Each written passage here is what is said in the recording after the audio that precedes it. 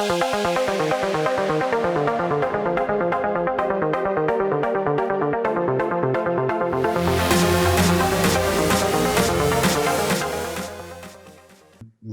kind of bucket of different strategies is EMP line of sight. So I'm going to categorize it as your kind of in-house line of sights. That's been what's been typical. You have Diamondback and Viper, right? So that's public, but that's kind of an in-house line of sight partnership, and you're leveraging their drill schedule and Will, you and 4 Point, same type of thing, sharing technical in-house capabilities. So there's synergies there.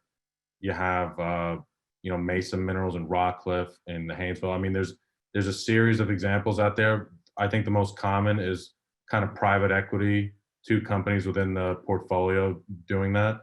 Scott, a really interesting Noble's approach.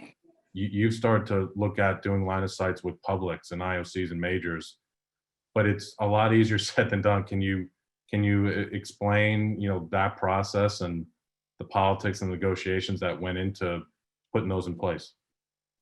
One, just speaking to the kind of big brother, little brother for private equity, it's certainly they're able to buy great value, better value, and have intel to where they're underwriting correctly. That doesn't mean they may win that offer. They just kind of know that somebody to beat them out on the offer was either more aggressive with and with lower yields, or they're just underwriting incorrectly. So I think those that are buying underneath a private equity operator are making great purchases. The rub there, I believe, and why we don't participate in that is when they kind of defund or deaccelerate the E&P, it affects you well simultaneously, and they usually don't warn you in advance.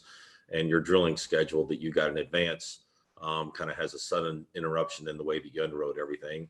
And then when you go to exit, I think it can be, and we'll find out with the Mesa how that goes, it can be a difficult sell of, we got the line of sight, we're kind of giving you the line of sight, but are you really going to have the line of sight going forward when Mesa will probably continue to buy underneath Rockcliffe out there? So that exit premium has yet to be determined. I think it will still go well with that process, especially where he's located, and gas is hot right now. So I hope that goes well for Mesa. But we took a different strategy. We thought that we should be spending more time with the relationships of Apollo, with the leverage of Apollo, being able to get in front of the top CEOs of the super majors and the majors. And let's build a line of sight that takes a lot more political push. These are 6 to 12 months negotiations. It takes a lot of work, a lot of money, a lot of time. But when you get a line of sight, you have somebody that has a great balance sheet, someone there that is always relevant, always drilling.